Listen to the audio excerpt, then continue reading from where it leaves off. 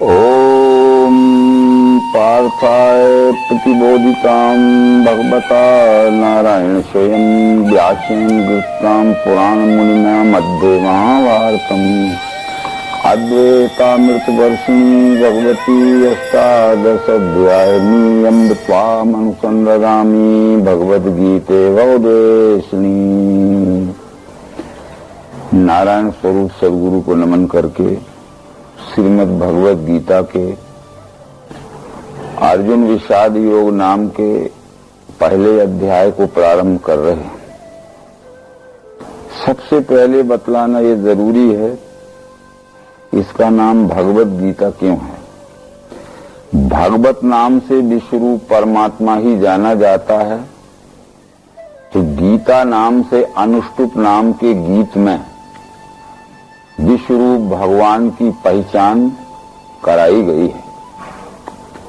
गीता अनेक हैं और भगवत गीता आज सार्वदेशिक, सार्वकालिक और सार्वजनिक खंडन मंडल रहित पृथ्वी मात्र के मनुष्यों के लिए एक सरीखा ही, एक ही सिद्धांत का बोध कराने वाला दर्शन योग है।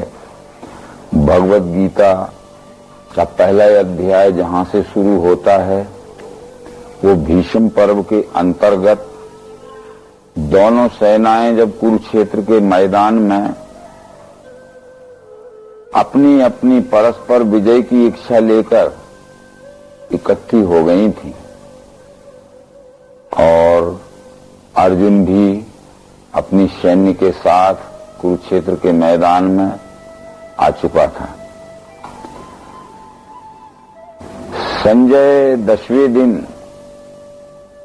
भारत युद्ध देख के कुरुक्षेत्र के मैदान से भीष्म का पराभव होने के पश्चात हसनापुर में आया और 10 दिन का विगत समाचार धृतराष्ट्र को संजय ने सुनाया। धृतराष्ट्र पूछता है संजय से कि धर्म भूमि कुरुक्षेत्र तहां युद्धार्थ जो गए, पुत्र मेरे पांडुपुत्र शवों ने कर्म क्या किया। यानी पहले दिन से लेकर 10वें दिन तक प्रतिदिन किस किस तरह की मोर्चेबंदी की गई, कौन कौन का युद्ध हुआ और प्रतिदिन उस युद्ध के परिणाम क्या होते रहे और 10 दिन युद्ध होने के पश्चात ये युद्ध के परिणाम का क्या अंदाज लग रहा है कि विजय किसकी होगी। ये सब बातें धृतराष्ट्र के प्रश्न में सूक्ष्म रूप से समझने के लिए लक्षित हैं। ये सब प्रश्न सुनकर धर्म भूमि कुरुक्षेत्र, दूसरा अर्थ अध्यात्म पक्ष में ये हो सकता है कि यदि ब्रह्मांड का कुरुक्षेत्र ये विश्व है, विश्व के सब मनुष्य ब्रह्मांड रूपी क्षेत्र में अपने अपने स्वकर्म कर रहे हैं, तो जीव आत्मा के का कर्म क्षेत्र यह पिंड रूपी शरीर है। हर एक शरीरधारी जीव अपने अपने पिंड रूपी क्षेत्र में अपने अपने स्वधर्म का आचरण रूपी कर्म करे।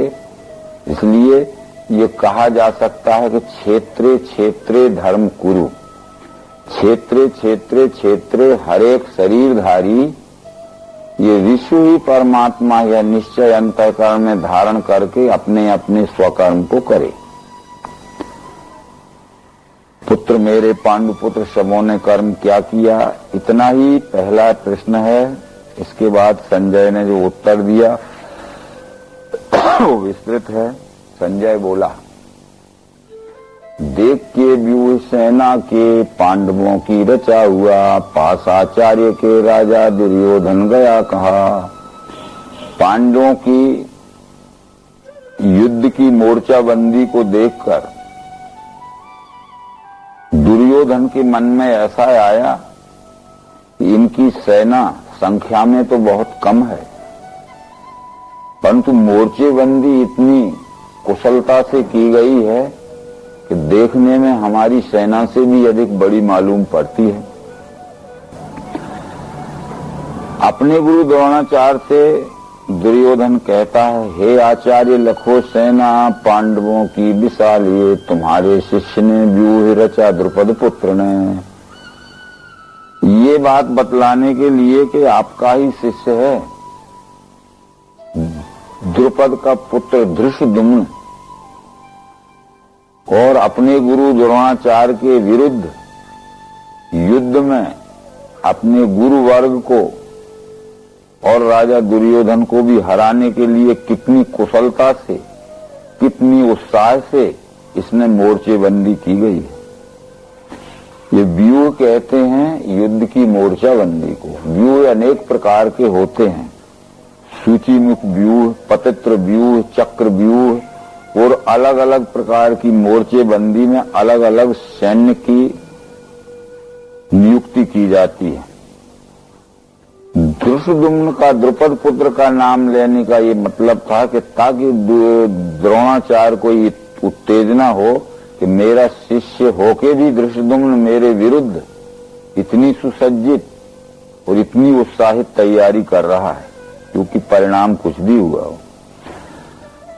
हे आचार्य, यहाँ सूर्य धनुर्धारी भीम अर्जुन समान ही, योदान विराट आदि द्रुपद राज महारथी, धृष्ट केतु चेकितान काशीराज पराक्रमी, कुंती भोज नर श्रेष्ठ पुरुष से विभिलको।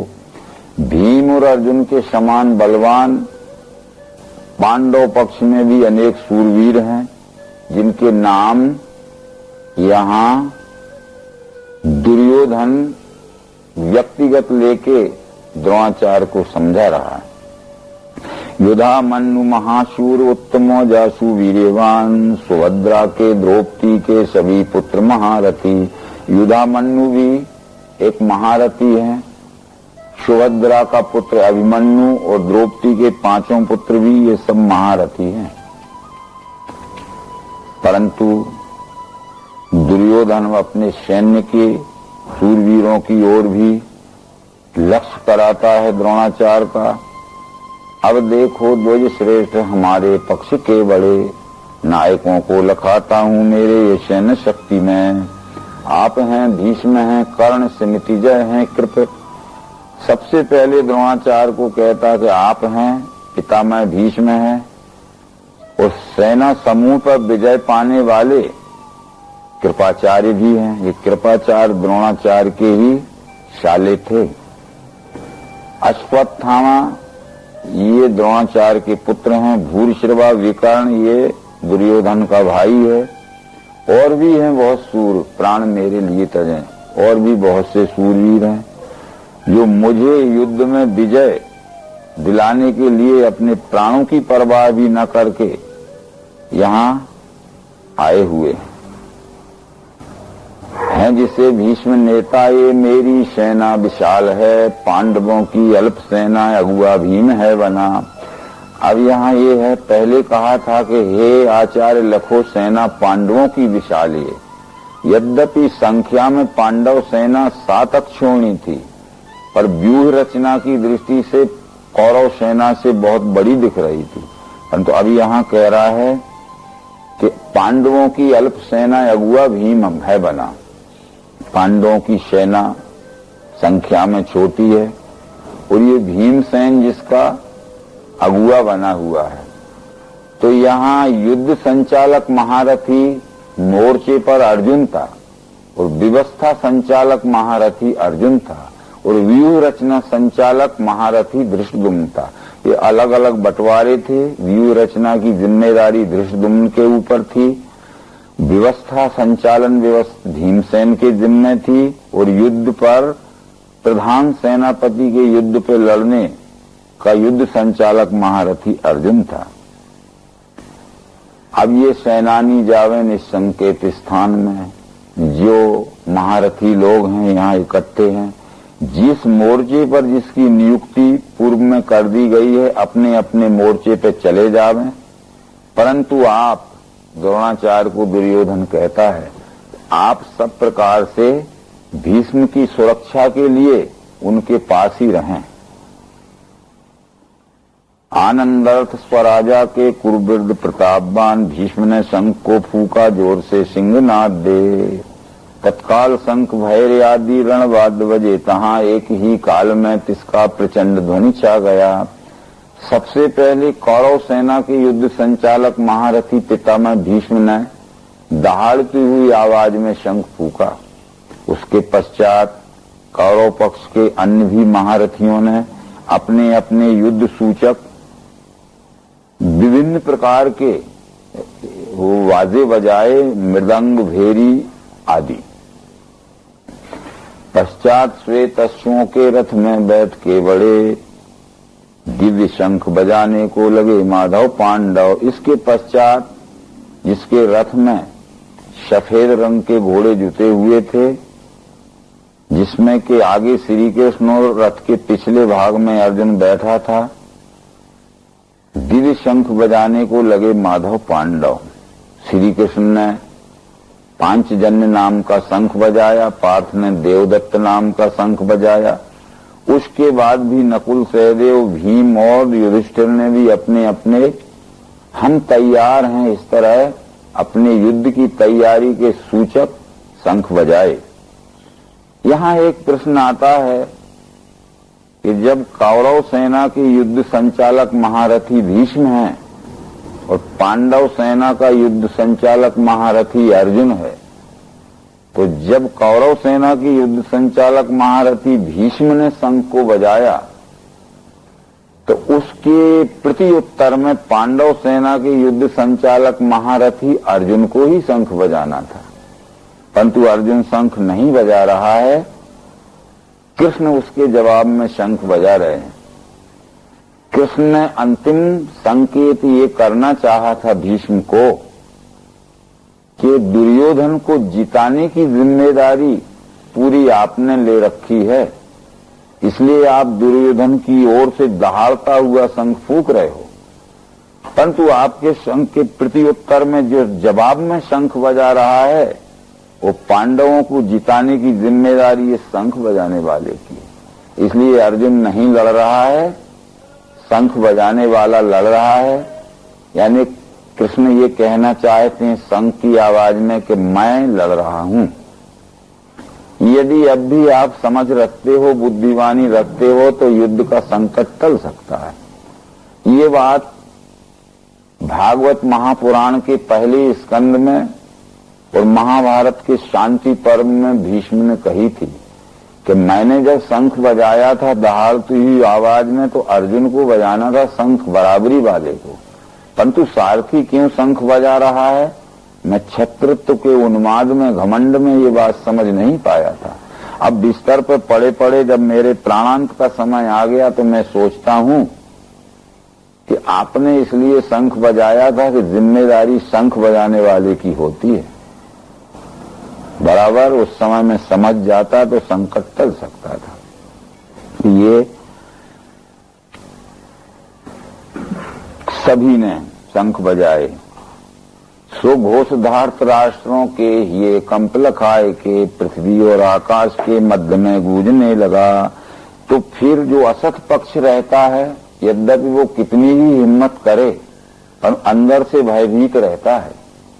जब पांडव पक्ष की ओर से शंखनाद किया गया तो दुर्योधन आदि धृतराष्ट्र के पुत्रों के मन में बड़ी भयातुर अवस्था हो गई। पश्चात कपिध्वजा वाले पार्थ ने युद्ध के लिए देखा, कौरव हैं, सिद्ध धनुष कर में लिया। इसके पश्चात जिसके झंडे में हनुमान का चिन्ह अंकित था, जैसा कि कुछ महाभारत के भाष्यकार लिखते हैं कि अर्जुन के रथ पे सजीव हनुमान बैठे थे। भगवत गीता से ये बात सिद्ध नहीं होती। अर्जुन के रथ में जो ध्वजा थी वो अर्जुन हनुमान को इष्ट मानता था, इसलिए रथ के ध्वजा में हनुमान का चिन्ह प्रिंट था, अंकित था। हर एक महारथी के रथ की ध्वजा में उसकी पहचान के लिए उसका चिन्ह अंकित होता है। जैसे भीष्म पितामह के रथ में धनुष का चिन्ह था। द्रोणाचार्य के रथ में की ध्वजा में कमंडल का चिन्ह था। कर्ण के रथ की ध्वजा में सर्प का चिन्ह था। इसी तरह अलग अलग चिन्ह थे। तो वो चिन्ह इस बात का सूचक है कि दूर से ही उसके रथ को आता देख के पहचाना जा सके। हनुमान नहीं बैठे थे, उसके झंडा जो कपड़े का होता है उसमें हनुमान का चित्र चित्रित था। पश्चात कपि ध्वजा वाले पार्थ ने युद्ध के लिए बोला, कौरव हैं सिद्ध धनुष कर्म, और बोला कृष्ण जी से वाक्य नृत्य अच्युत मध्य में सैन्य के दोनों मेरा रथ खड़ा करो। कृष्ण जी से कहता है अर्जुन कि युद्ध शुरू होने के पहले मेरे रथ को ले चलकर दोनों सेनाओं के बीच में खड़ा करो। मैं स्वयं देखूंगा कौन कौन से महारथियों से मुझे लड़ना है। श्री कृष्ण ने रथ बढ़ाया, मध्य में सैन्य के दोनों रथोत्तम खड़ा किया। अर्जुन ने स्वयं देखने की तो बात कही थी, परंतु अर्जुन देख ही नहीं पाया और कृष्ण जी जल्दी बोल उठे कि बोले भारत ये देखो भीष्म द्रोण महारथी, फौज के सभी राजा साथ में कुरुवंश के, ये सबको तू क्या देखेगा, सबसे पहले भीष्म द्रोण को देख। इस बात का आशय ये था कि अर्जुन ये कहता था कि मैं आपकी सब बातें मानने को तैयार हूं, पर मधुसूदन में कैसे युद्ध में भीष्म द्रोण को करूं प्रहार, ये योग्य पूजा के अरिशूदन। मैं भीष्म और द्रोण के ऊपर शस्त्र नहीं चलाऊंगा, ये मेरे परम पूजनीय पुरुष हैं। और कृष्ण जी का विचार यह था कि ये दोनों ही इस युद्ध की जड़ हैं। यदि ये दोनों तटस्थ हो जाते तो दुर्योधन का सामर्थ्य नहीं था इस अन्याय और अधर्म का युद्ध करता। इसलिए इन दोनों को तू अच्छी तरह देख ले जिनको तू पूज्य समझता है। आगे ये विचार आने वाले हैं ताकि हम जल्दी से भगवत गीता का प्रथम अध्याय समाप्त करेंगे। आशय तो यह था कि गुरु के नाते से ये हम मानते हैं कि गुरु के साथ में गुरु की आज्ञा न मानना अथवा गुरु के साथ में किसी प्रकार का दुर्व्यवहार करना या गुरु के साथ में कोई दंडनीय व्यवहार करना, ये महान पाप होता है। इस बात को मानकर अर्जुन द्रोणाचार्य से युद्ध नहीं करना चाहता था और पितामह भीष्म से युद्ध नहीं करना चाहता था, परंतु कृष्ण का ये विचार था कि गुरु की पहचान कर लेना बहुत जरूरी है। अर्जुन, तुमने और दुर्योधन दोनों ने द्रोणाचार्य से शिक्षा पाई है। द्रोणाचार्य के तुम दोनों शिष्य हो। जब गुरु दक्षिणा का प्रश्न आया तो द्रोणाचार्य ने कहा था, अर्जुन मेरा दुश्मन पांचाल राज है, द्रुपद राजा है, उसको युद्ध में तुम बंदी बना के लाओ। तो तुमने गुरु आज्ञा शिरोधार्य की। गुरु ने ये नहीं सोचा कि बलवान पांचाल राज से अर्जुन युद्ध करके जिंदा बचेगा कि नहीं, फिर भी तुम गए और कैद करके लाए, क्षमा मंगवाई। परंतु जब निरपराध द्रौपदी हजारों लोगों के सामने वस्त्रहीन की जा रही थी और नाम लेके द्रौपदी कह रही थी कि गुरुदेव आप मेरा निर्णय कर दीजिए, आप जो निर्णय करेंगे मुझे मान्य होगा, तब ये भी आसन लगाए सभा में सबसे आगे बैठे थे। इनके मुंह से ये शब्द नहीं निकला था कि दुर्योधन मेरे रहते हुए अन्याय मत करो। एक शिष्य को तो आज्ञा दे सकता है कि पांचाल राज को कैद करके लाओ, पर दूसरे शिष्य को अन्याय करते हुए भी जिसके मुंह से शब्द नहीं निकलता है, रोक नहीं सकता है, तो ऐसे को गुरु मानना क्या उचित होगा? अर्जुन के मन में ये बात आई थी। तो बराबर जो किसी कारण क्यों न हो दब्बू नीति से अस्वार्थ के वश अन्याय करने से भी अपने शिष्य को न रोके, शिष्य माने या न माने, परंतु मेरे जैसे आज्ञाकारी शिष्य को युद्ध की भीषण आग में ढकेल दे तो इसको ये गुरु मानना योग्य नहीं है। इस दृष्टि से अर्जुन द्रोण से भी युद्ध करने के लिए तैयार हो गया था। ये बात बतलाना जरूरी थी। तो दोनों को बतलाया था, क्योंकि वो दोनों से युद्ध नहीं करना चाहता था, बाकी सब मानने के लिए तैयार था। इसके बाद उदास मन से स्वजनों को लखा कृष्ण युद्ध इच्छा से खड़े यहां। मेरे गात्र हुए ढीले, मुख भी सूखने लगा।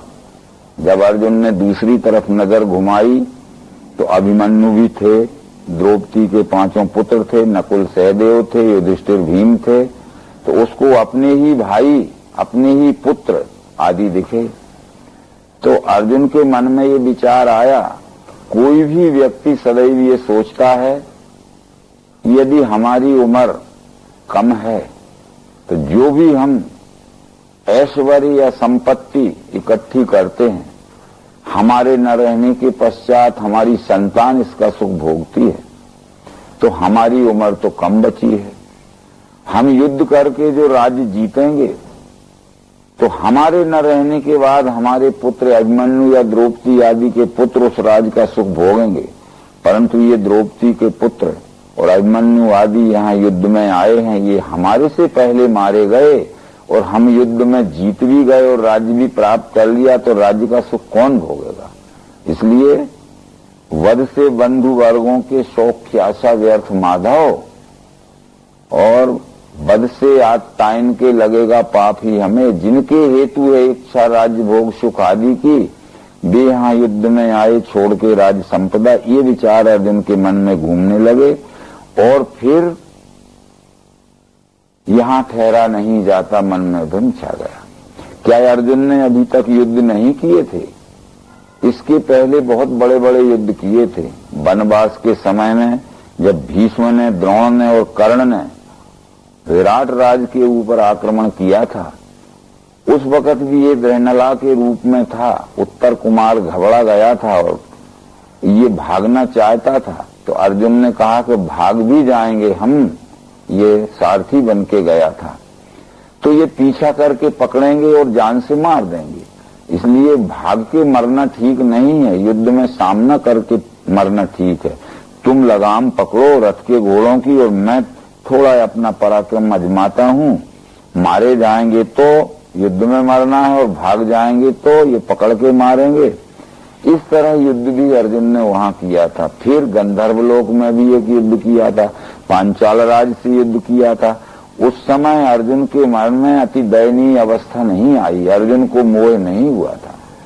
मोह की व्याख्या अध्यात्म शास्त्र में की गई है, जिसको मनुष्य यह वस्तु मेरी है, यह कुटुंब मेरा है, यह मेरे भाई बंधु हैं, यह मेरे पुत्र हैं, मेरेपन की आसक्ति जिस पर रहती है उसको ममता कहते हैं। जिस पर मेरेपन की आसक्ति रहती है, उस वस्तु का जब वियोग हो जाता है या वियोग होने की संभावना रहती है, उससे होने वाले दुख को मोह कहते हैं। तो ये वियोग होने की संभावना थी कि पुत्र आदि मारे जाएंगे, राज्य का सुख कौन भोगेगा, ऐसा युद्ध करने से क्या फायदा। इसलिए इससे अच्छा है कि मैं भिक्षाटन करके जीवन व्यतीत कर लूंगा, परंतु युद्ध नहीं करूंगा। जिनके हेतु इच्छा राज्य भोग सुख आदि की, वे यहाँ युद्ध में आए छोड़ के राज संपदा। आचार्य लड़के श्रेष्ठ और भीष्म पितामह, गुरु मामा, मामा ससुर नाते के साले नाती स्वगोत्र के, मारेंगे ये न मारूंगा मैं इन्हें मधुसूदन, न मारूं लोक इच्छा से। पृथ्वी की बात है कहाँ, यदि तीनों लोक का राज भी मिल जाए तो भी मैं युद्ध करने वाला नहीं हूं। ये भले ही मुझ निशस्त्र अर्जुन को मार दें, फिर केवल हस्तिनापुर के राज्य के लिए इतना बड़ा नरसंहार में नहीं कर सकता। तो ये अवश्य ही भ्रमग्रस्त अवस्था में अर्जुन कह रहा है, बध से आत्ताइन के लगेगा पाप ही हमें। ये अत्याचारियों के मारने से हमें पाप ही लगेगा। इससे जो भ्रमग्रस्त अवस्था में अर्जुन के मुंह से प्रश्न निकले, यहाँ ठहरा नहीं जाता, मन में भ्रम छा गया, वो प्रश्न हम देखते हैं श्लोक नंबर 40 से 46 तक हैं। बस इन प्रश्नों का ही निराकरण पूरे भगवद गीता में है। वो प्रश्न तो आज हमारे भी अंधविश्वास में फंसी हुई, रूढ़वाद में फंसी हुई मानवता के सामने हैं। जो कि अर्जुन के प्रश्न हैं वो आज भी हमारे मानव जगत के प्रश्न हैं।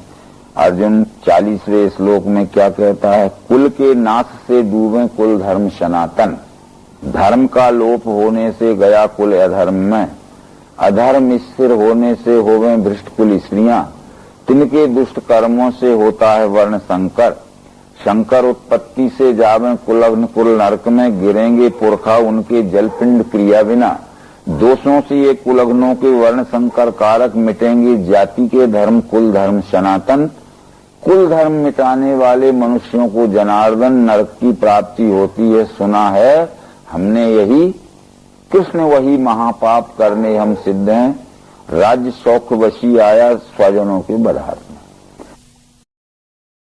अब ये इन अर्जुन के भ्रमग्रस्त विचारों को ही आज मानव जगत के बड़े बड़े परोक्ष ज्ञानी, शब्द ज्ञानी विद्वान भगवत गीता का सिद्धांत मानकर मानव समाज में उन विचारों के संस्कार डालते रहते हैं और मानव समाज उन भ्रमग्रस्त संस्कारों से आज भी खूब सुख दुख के झोल में पड़ी हुई है। अब विचार से देखा जाए कि ये जाति के धर्म और कुल धर्म सनातन धर्म नहीं, अनेक धर्म शताब्दियों में, अर्ध शताब्दियों में बनते मिटते रहते हैं। हमने अभी अभी देखा इसी दशाब्दी या अर्ध शताब्दी में कितने धर्म इस मानव जगत में हो गए। किसी के नाम यद्यपि नहीं लेना चाहिए, परंतु महेश योगी का एक भावातीत धर्म हो गया, रजनीश का एक सेक्स का धर्म हो गया, तो सतपाल महाराज का अलग धर्म है, तो चिन्मय मिशन का अलग धर्म है, तो जय गुरुदेव नाम परमात्मा का उनका अलग धर्म है। हजारों धर्म बन गए, परंतु ये जब विश्वरूप परमात्मा एक है तो एक परमात्मा ने धारण किया हुआ धर्म ही एक हो सकता है। जैसे ये मानव शरीर में रहने वाला जीव आत्मा एक है, तो एक ही जीव आत्मा का एक शरीर में रहने वाला धर्म एक ही होगा, दो तीन धर्म नहीं हो सकते। परंतु विश्व ने धारण किया हुआ धर्म, विश्व की मानवता विश्व धर्म को न समझने के कारण अपने अपने स्वमत की मानिंदी में अनेक प्रकार के मत पंथों को धर्म मानने लगी और इन्हीं विचारों के उत्तर भगवत गीता के अलग अलग अध्यायों में अलग अलग प्रकार से दिए गए हैं, जिनका के आगे स्पष्टीकरण आएगा। तात्पर्य है क्षमावान शस्त्र त्यागी में सशस्त्र धात राष्ट्रीय, मुझको रण में मारे तो भी कल्याण श्रेष्ठ है। रण में पार्थ ने ऐसा कह के शस्त्र हाथ से रख के रथ में बैठा शोक पूरित चित्त हो। इस तरह श्री कृष्ण जी से अर्जुन ने कह कि मैं युद्ध नहीं करूंगा, और हाथ में जो धनुष बाण पकड़ा था वो छोड़ के रथ के पिछले भाग में बैठ गया और कृष्ण जी से यह कह दिया कि मैं युद्ध नहीं कर सकता। बस अब वो विचार जो करेंगे, यद्यपि इनका कई बार अपन स्पष्टीकरण कर चुके हैं। वर्ण संकर शब्द आया, अधर्म स्थिर होने से होवे भ्रष्ट कुल स्त्रियां। अधर्म क्या है कि मैं जो युद्ध कर रहा हूं इसमें जो नरसंहार होगा ये मेरे हाथों से अधर्म होगा, ये मेरे हाथों से कृष्ण वही महापाप करने हम सिद्ध हैं, वो बहुत बड़ा महापाप होगा। जब इस तरह का अधर्म होगा नरसंहार का, तो असंख्य स्त्रियां विधवा हो जाएंगी। असंख्य स्त्रियां जब विधवा होंगी तो उसमें से कुछ ऐसी स्त्रियां होंगी जो अपना सदाचार युक्त नैतिक जीवन नहीं बिताएंगी, उनको दूसरी गृहस्थी बनाना पड़ेगी। तो अलग अलग उनकी जाति के पुरुष यदि नहीं मिलेंगे और गृहस्थ जीवन बनाना जरूर हो जाएगा उन्हें, तो अलग जाति के पुरुषों से भी वो अपना गृहस्थ जीवन बनाएंगी। अलग जाति के स्त्री अलग जाति के पुरुष से जो संतान पैदा होती है वो वर्ण संकर होती है, ये अर्जुन का मानना था। पर भगवान श्री कृष्ण ये मानते थे कि अलग अलग जाति के स्त्री पुरुषों से जो संतान पैदा होती है वो जाति संकर जरूर है, वर्ण संकर नहीं है। क्योंकि वर्ण नाम गुण का है और गुण कर्म के अनुसार जो सच्चाई के साथ सेवा नहीं करता है वो वर्ण संकर होता है। इसलिए अलग अलग जाति के स्त्री पुरुषों के संयोग से जो संतान होती वो वर्ण संकर नहीं है। पहले तो कृष्ण ने कहा कि मेरी ओर भी तू देख, पार्थ त्रैलोक में सारे मुझे कर्तव्य है नहीं, अप्राप्त प्राप्त करना है सो नहीं मैं कर रहा। मेरी ओर भी देख, मेरे पास जो 8 रानियां हैं ये एक ही जाति की नहीं है। अछूत जामवंत की पुत्री मेरी एक रानी है जिसका नाम जामवती है, वो अछूत जामवंत की पुत्री है। मैंने अछूत की पुत्री को रूपवान गुणवान और स्वस्थ देखकर अपनी रानी स्वीकार किया है और उससे हुए पुत्र पौत्र आदि हैं। और इसके साथ सत्यभामा है, कालिंदी है, जो अन्यान्य मेरी रानियां हैं वे सब एक ही जाति की नहीं है। और रुक्मणी आदि जो हैं वो भी मेरी जाति की नहीं है, अलग अलग जाति की हैं। तो अलग जाति की स्त्रियों से अलग जाति का पुरुष जो वैवाहिक संबंध करता है उससे जो संतान होती वो वर्ण संकर नहीं होती। आज भी हम यही मान रहे हैं। इसलिए हमारी जाति के लड़की के हमारे जाति का ही वर खोजते हैं या हमारे जाति के वर को ही हमारी जाति की वधू खोजते हैं। कितना बड़ा हो गया है और कहते हैं बड़ा अपमान होगा, लोग क्या कहेंगे कि तुम्हें जाति का नहीं मिला इसलिए परजाति में शादी की। परंतु ये बातें आज से 5000 वर्ष के पहले इस मानव जगत में नहीं थी और ये बातें आज भी हिंदू धर्म को छोड़कर किसी भी मत पंथ संप्रदाय में नहीं है। मुस्लिम धर्म में नहीं है, ईसाई धर्म में नहीं है, यहूदी धर्म में नहीं है, बौद्ध धर्म में नहीं है। वो किसी भी जाति की, किसी भी देश की, किसी भी कुल की रूपवान गुणवान और स्वस्थ लड़की ले सकते हैं। पर हिंदू लोग केवल ऐसे हैं जो अपनी ही जाति के वर के लिए अपनी ही जाति की लड़की हो, चाहे वो रूपवान ना हो, चाहे गुणवान ना हो और चाहे तंदुरुस्त ना हो, पर अपनी ही जाति की लड़की चाहिए अथवा अपने लड़की को अपनी ही जाति का वर चाहिए। और एक हम कल्पित शास्त्र में, धर्मग्रस्त शास्त्र में, नकली शास्त्र में हम पढ़े हैं, एक छोटी सी किताब रहती है जो किसी प्रेस में प्रिंट करा ली जाती है जिसको हम पंचांग कहते हैं। पंचांग में हमारी बरग प्रीत मिलाई जाती है। उस पंचांग के किताब में रहता है कि नानी नूने अनुराधा, ऐसा लिखा है। तो एक तरफ लिखा है आला मेघ, वो यहां से और वहां से लाइन मिलाई और उसमें टोटल आता है 28। तो भाई वो मेघ राशि का पुरुष है और अनुराधा की स्त्री है, लड़की है, उसके 28 गुण मिल गए, शादी कर लीजिए, बरग मिल गया। परंतु वो बरग क्या मिल गया, कोई तो रास्ते में ही मर जाते हैं, कोई घर में जाके या तो वो कन्या आग लगा के जल के मर जाती है या वर जहर खा के मर जाता है। कैसा वर्ग पे मिला होगा। वर्ग तो होता है जीवों के वर्ग दो माने देव आसुर, ये यहाँ 2 ही वर्ग हैं इस सृष्टि में, एक देव वर्ग है एक आसुर वर्ग है। देव वर्ग के वर से देव वर्ग की कन्या मिलाना चाहिए जो कि हिंदू में ही नहीं होती, आर्य में ही नहीं होती। यदि सदाचार सत्वगुण संपन्न लड़की किसी भी देश के किसी भी जाति की हो, सत्वगुण संपन्न और सदाचारी लड़के से उसकी शादी करा देना, वर्ग की प्रीति हो जाएगी। यदि वर्ग नहीं मिला तो प्रीति नहीं होगी। देवी संपत्ति से देवी संपत्तिवान लड़की, आसुरी संपत्तिवान से आसुरी संपत्तिवान का मेल बैठ सकता है। ये वर्ग प्रीत जो मिलाई गई थी, आज हम 36 गुण मिलाते हैं, सबको मालूम है। ये 36 गुण क्या है हमें पता ही नहीं है, परंतु भगवत गीता कहती है कि 36 गुण ये देवासुर संपद के मिलान में आते हैं। 36 गुण में आते हैं भगवत गीता के 13 अध्याय में। पंचभूत अहंकार बुद्धि चित्त 10 इंद्रियां, मनोरिंद्रियों के 5 विषय भी गिनो, ये हुए 24। इच्छा द्वेष शौक पीड़ा देह चैतन्य धैर्य ये हुए 7। 31 और प्राणापान समान बयान उदान, ये 31 में 5 और जोड़े तो कितने हो गए 36। ये 36 में से अगर 18 मिल जाते हैं, अथवा 18 1/3 मिल जाते हैं, उससे भी कम मिल जाते हैं, तो समझ लीजिए कि वर्ग प्रीत मिल जाएगी। उसका मतलब है ज्ञान इंद्रियों का मिलान होना चाहिए। कान हमारी एक ज्ञान इंद्रिय उदाहरण स्वरूप हम कहते हैं। यदि कान बधू को भी है, वर को भी है, पर बधू बहरी है और लड़का सुनने वाला है, तो वो ज्ञान इंद्रिय कान नहीं मिला। यदि आंख का मिलान करना है तो लड़की को आंख भी रहती है, बर को भी आंख रहती, पर उसको धुंधला दिखता है, आंख में ठीक नहीं दिखता है, तो नेत्र ज्ञान इंद्रिय का मिलान नहीं हुआ।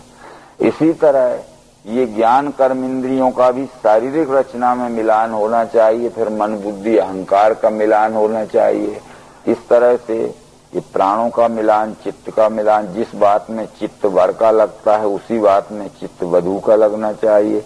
वो तो पिकनिक करना चाहता है, हनीमून मनाना चाहती है, परंतु वो घर में एक साधु का सत्संग करना चाहता है, तो वो यही कहेगी कि तुम्हारे साथ दिन रात में यही परेशानी है कि कुछ आनंद मौज के लिए जो शादी करते हैं वो दिखते ही नहीं है। ज्ञान की बात आशय यह है कि ये जो वर्ग प्रीत मिलाना होती थी वो वैदिक दृष्टि से वो अलग थी। वेद में 8 प्रकार की शादियां कही गई हैं जो त्रिगुणात्मिक हैं। ब्राह्मो देवस तथा आर्षा प्रजापात्य तथा सुरा गांधर्वो राक्षसचैव पैचश्चाशाष्टमोदमा। ब्रह्मदेव आर्ष ये 3 सत्वगुणी शादी हैं, परंतु प्रजापात्य गंधर्व आदि ये रजोगुणी शादी हैं। पिशाच असुर और राक्षस ये तमोगुणी शादियां हैं। इनमें से केवल राक्षसी शादियां रह गई हैं इस समय। ये ब्रह्म और आर्ष आदि शादियां, गंधर्व आदि शादियां नहीं है। यानी वैदिक काल की शादियों को आज भी हम नहीं मान रहे। तो ये वर्ण संकर का जो अंधविश्वास अर्जुन मान रहा था सुने हुए के आधार पर, वो अंधविश्वास आज भी हमारे मानव समाज में है।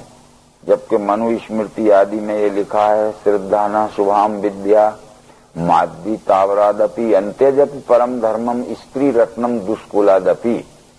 यानी विवेकशील पुरुष को चाहिए कि मोक्ष देने वाली विद्या अंत्यज के अछूत के पास भी हो तो उससे ग्रहण करने में हिचकना नहीं चाहिए।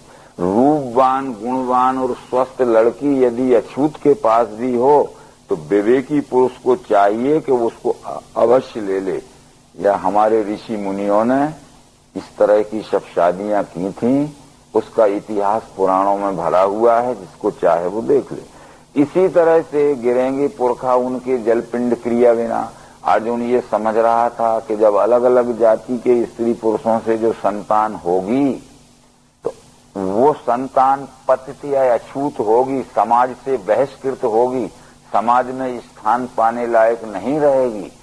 ब्राह्मण विधवा से यदि शूद्र का संयोग होके जो संतान होगी तो वो अछूत संतान होगी, तो उनके पूर्वज मर के जो स्वर्ग में पुरखे बन के बैठे हैं, तो अछूत का पानी जब पितृपक्ष में पहुंचाया जाएगा पुरखों के पास तो वो ग्रहण नहीं करेंगे।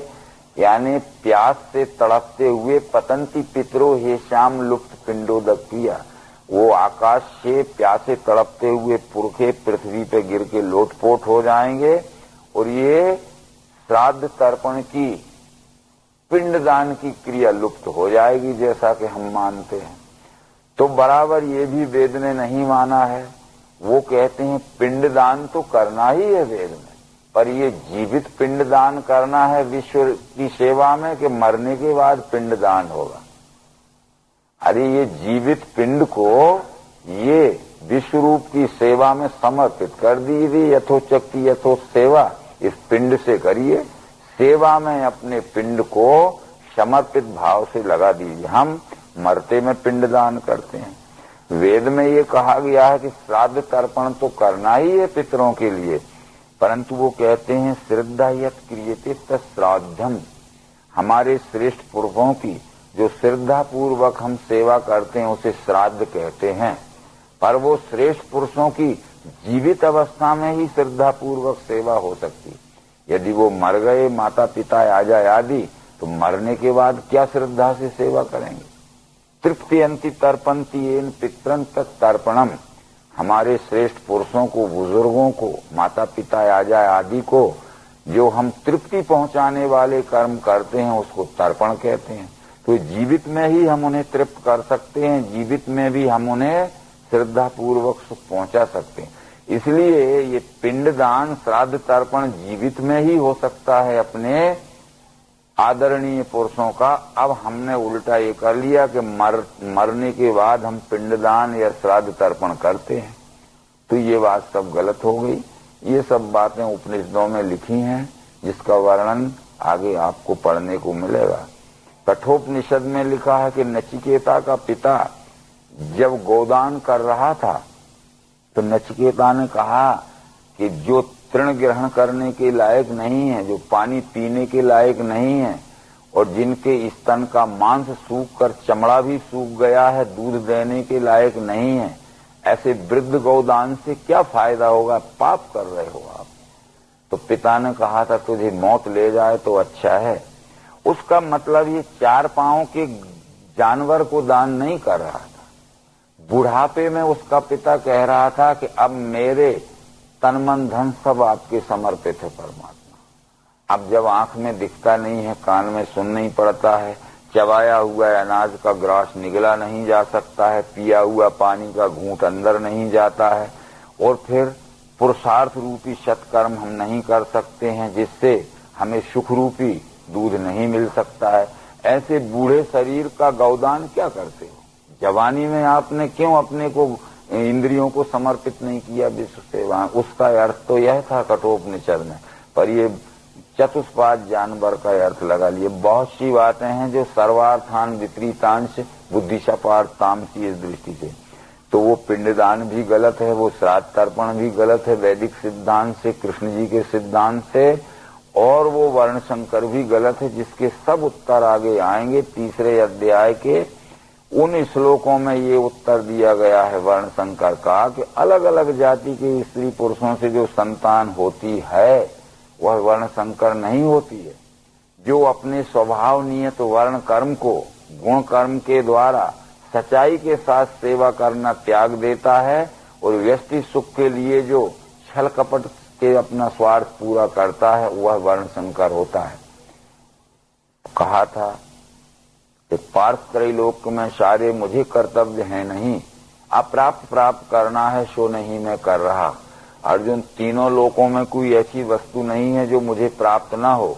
मैं कुछ भी ना करूं तो भी मुझे सब कुछ प्राप्त है, मेरा सुखमय जीवन चल सकता है, परंतु मैं भी प्राणी मात्र को सुख पहुंचाने के लिए अपने स्वभाव गुण से सेवा कर रहा हूं। आलसी बन के जो मैं यहाँ कर्म करूं नहीं तो सब मेरा ही पार्थ करेंगे अनुसरण। मैं निष्क्रिय होके बैठ जाऊं और अपने गुण कर्म के द्वारा प्राणी मात्र को यथोचित सुख पहुंचाने का प्रयत्न न करूं तो ये सब लोग मेरा ही अनुसरण करेंगे। जो मैं स्वकर्म त्यागूंगा लोगों का नाश ही किया, बना शंकर का करता प्रजा हंतार भी हुआ। अपने स्वकर्म को मैं त्याग देऊं तो मैं वर्ण शंकर हो जाऊंगा और मेरे देखा देखी सभी लोग अनुसरण करके वर्ण शंकर हो जाएंगे। ये निश्चित उत्तर था जो कि भगवत गीता पढ़ने वालों ने कृष्ण जी का दिया हुआ उत्तर वर्ण शंकर के विषय में नहीं समझा, केवल अर्जुन के मुख से निकले हुए भ्रमग्रस्त प्रश्न को ही भगवत गीता का सिद्धांत माना, और आज अर्जुन के मुख से निकले हुए भ्रमग्रस्त प्रश्नों को ही भगवत गीता का सिद्धांत मान के देश के बड़े बड़े शब्द ज्ञानी भगवत गीता का निर्भय प्रतिपादन कर रहे हैं और भ्रम में फंसे हुए और लोगों को भ्रमित कर रहे हैं। इस तरह से इन सब बातों को अगर देखते हैं हम तो कृष्ण जी ने ये जरूर कहा था, बद से याद ताइन के लगेगा पाप ही हमें, कृष्ण वही महापाप करने हम सिद्ध हैं। तो कृष्ण जी ने ये जरूर कहा था, यदि इस अवस्था में त्यागेगा युद्ध धर्म तू, स्वधर्म कीर्ति खोवेगा करेगा पाप संग्रह। अर्जुन कह रहा था मैं युद्ध करूंगा तो पाप लगेगा, तो कृष्ण कह रहे हैं कि युद्ध छोड़ेगा तो पाप लगेगा। बराबर परस्पर कितने विरोधी विचार। शायद इन्हीं भगवत गीता के विचारों को हजारों वर्ष पूर्व किसी ऐसे व्यक्ति ने पढ़ा होगा युद्ध करने से जो अपार नरसंहार होता है और वो हिंसा मनुष्य के ऊपर महापाप के ऊपर में लगती है, इसलिए अहिंसा परमो धर्म घोषित किया था। परंतु अहिंसा परमो धर्म नहीं हो सकता। यदि अहिंसा परमो धर्म मान लिया जाए तो राज्य व्यवस्था संचालन एक क्षण भी नहीं हो सकती। किसी अत्याचारी को मारने से हिंसा होती है। यदि अत्याचारी लोग जबरदस्ती राष्ट्र पर आक्रमण करेंगे या किसी के घर पर अधिकार करना चाहेंगे और उनको हम मारेंगे तो हिंसा हो जाएगी, तो फिर उनको घर में घुस जाने दीजिए, उनको राष्ट्र पर अधिकार कर लेने दीजिए, क्योंकि अहिंसा परमो धर्म है, ऐसा मान के हम चलते हैं। केवल एक ही व्यक्ति ऐसे हैं, भगवान श्री मायरन चेतन जी जो नवमय अवतार हैं, उन्होंने इसके साथ में ये शब्द जोड़ा है, अकारण किसी को दुख पहुंचाना हिंसा है, पर सकारण किसी को जान से मार देना भी अहिंसा है। जैसे हमारे शरीर में किसी भी प्रकार का रोग नहीं है, किसी भी प्रकार की व्याधि नहीं है, तो शरीर के ऊपर हम किसी भी प्रकार का प्रयोग नहीं करते। जैसे हमारे अतड़ियों में अल्सर हो गया, हमारे अपेंडिसाइट आंत पुच्छ में दर्द हो गया, दवाइयां हम करते हैं, दर्द ठीक नहीं होता है, अंतिम निर्णय ये होता है कि ऑपरेशन कराना पड़ेगा, तो हम ही हमारे शरीर का अंग का ऑपरेशन करा लेते हैं, क्योंकि एक छोटे से हिस्से में तकलीफ होने से पूरा शरीर बेचैन होता है।